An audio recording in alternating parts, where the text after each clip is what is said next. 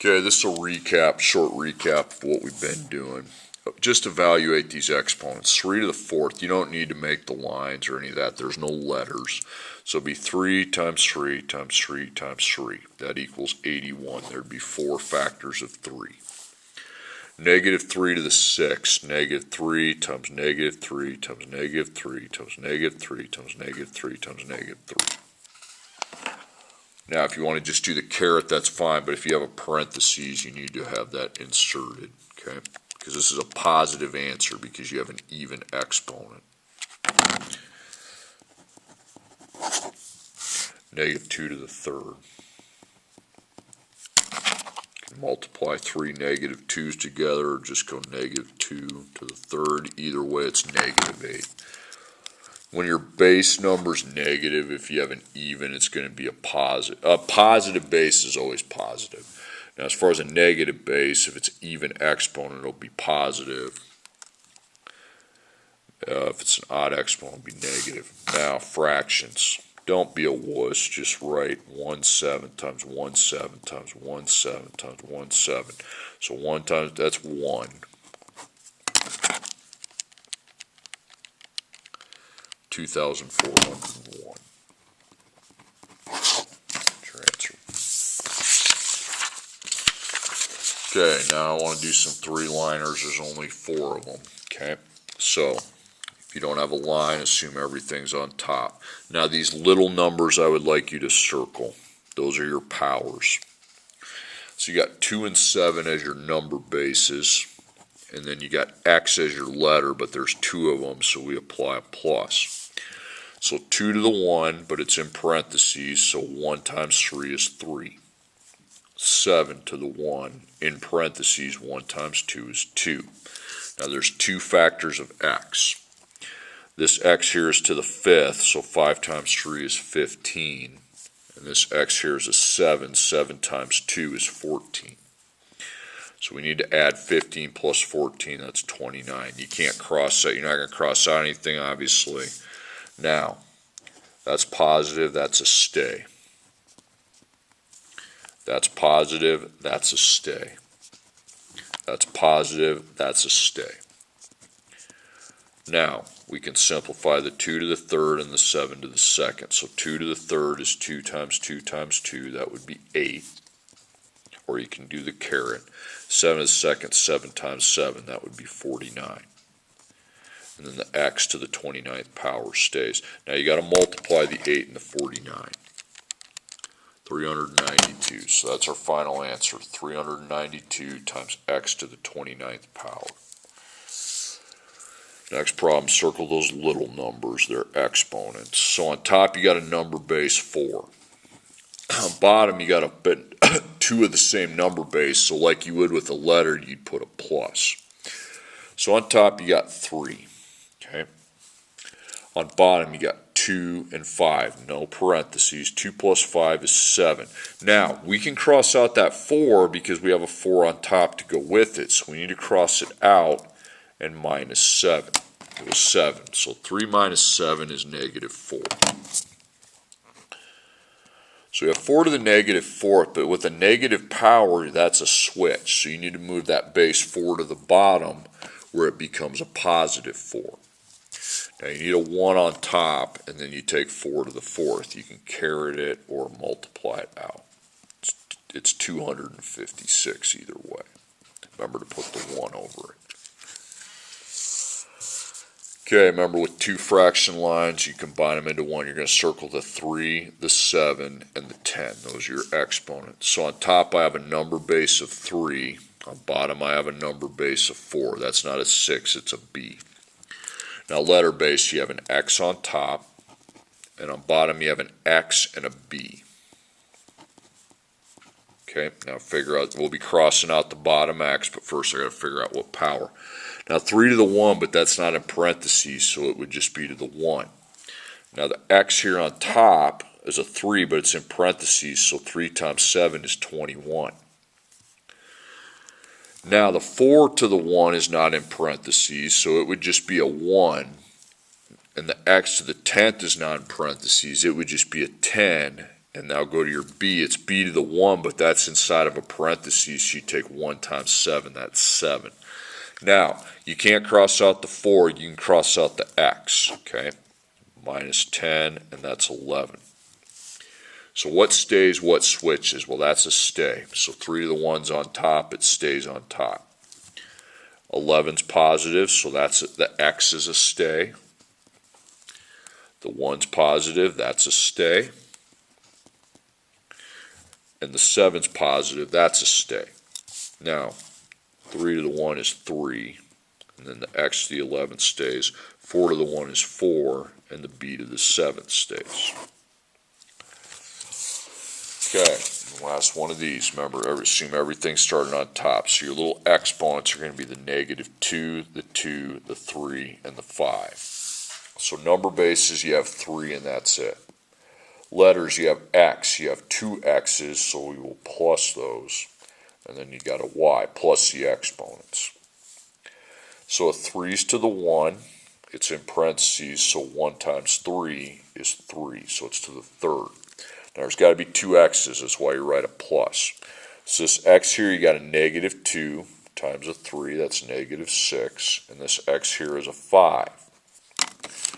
So -6 plus 5 is -1. And the y here is a 2, but it's in parentheses. 2 times 3 is 6. Now what stays, what switches? Well, that's a stay.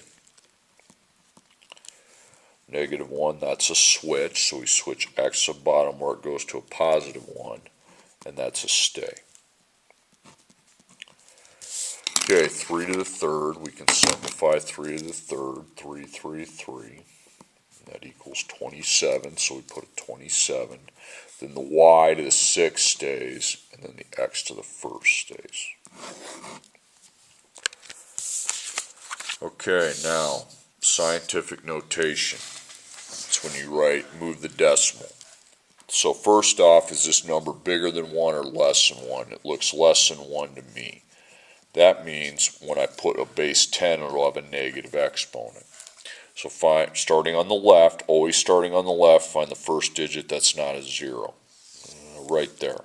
So decimal's got to go behind the 8, between the 8 and the 0. Okay, so here it is. Don't 2, 3, 4, 5, 6, stop. So I have 0.8. We need the 0 because there's a 9 after it. Okay, times 10, and it's going to be a negative power because we took a small number, made it bigger, so we then traded off by making the exponent negative. 1, 2, 3, 4, 5, 6, 7. Okay. All right, next number. Well, that looks greater than 1. So that's going to be a positive exponent. So right away, starting on the left, you always start on the left, it'll go between the 3 and the 8. Where is our decimal? Where are you? Be right there. So I move it so it's between the 3 and the 8. 1, 2, 3, 4, 5, 6, 7, 8, 9, 10. Okay, remember the 10. So 3.8 times base 10, and we moved it 10 times. It's positive. So I made that big number smaller, so the trade-off is that I get a positive exponent. Okay, write the number. This is easy. You just punch that into a calculator because now you're going backwards. You're finding what number you started with to make it scientific. Okay, I would expect a big number because it's a positive exponent. Okay, here I'm going to expect a really small number because it's a negative exponent. Yep, just like I anticipated. 0.000000025. Okay, and we're going to look at a couple story problems we've been working on. Okay. Your computer costs $2,600. The value of the computer decreases by about 15% each year. Find the value of the computer after 4 years. So you got dollars and years. Years is X, dollars is Y. So dollars per year. Well, the dollars per year doesn't exist. You couldn't find it even if you tried because it's not a dollars per year. It's by a percentage per year. Okay? So that makes an expo function. So I need to find what the factor is.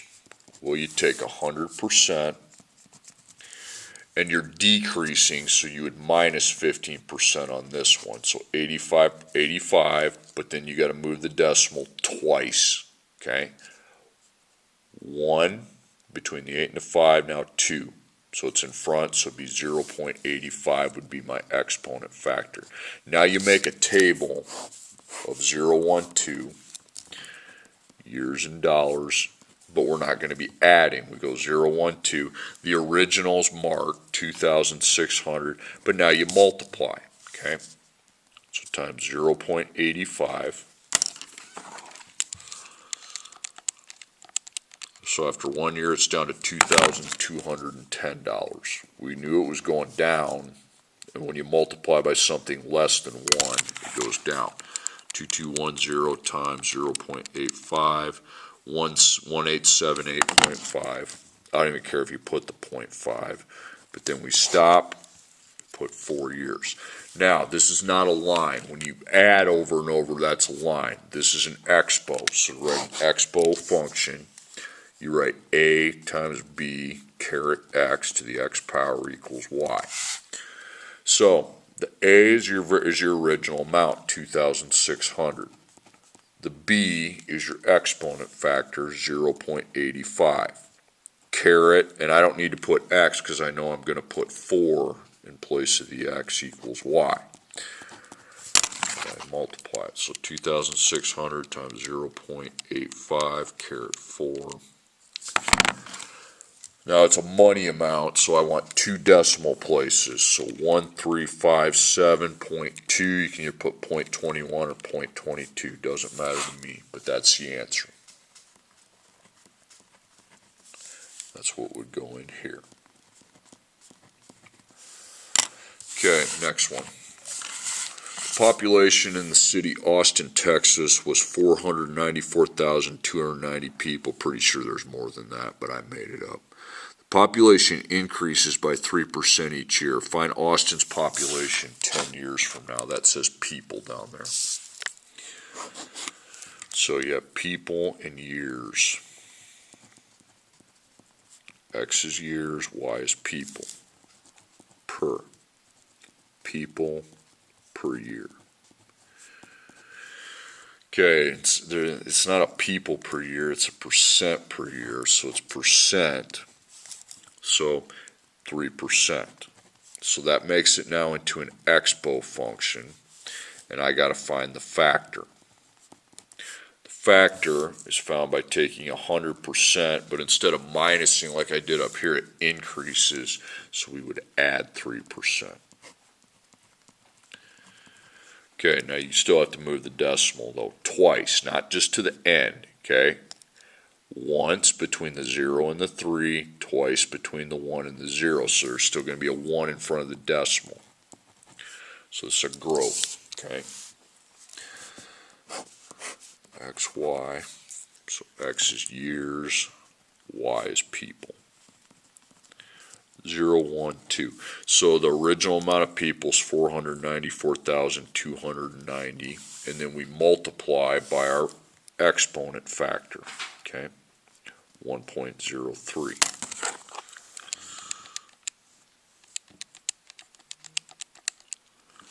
Okay, so I'm going to put that 509,118.7 times 1.03.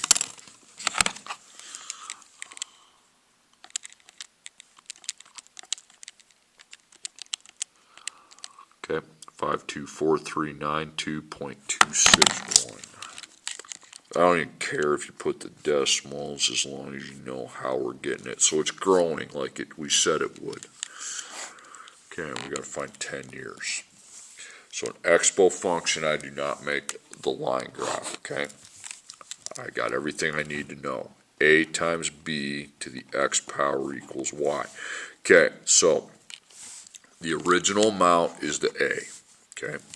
So 494,290. Then you started multiplying by the factor 1.03, and you're multiplying over and over, so that's where the exponent comes in, and you'd be putting a 10 in for your x. Okay. So the equation essentially saves me time of having to do the table, because that's going to take forever. Now it's people, so I don't want a decimal. Okay. 664,284. 664,284. Okay, so I shouldn't see any decimals if you're finding like people, but if you're finding money, you want them.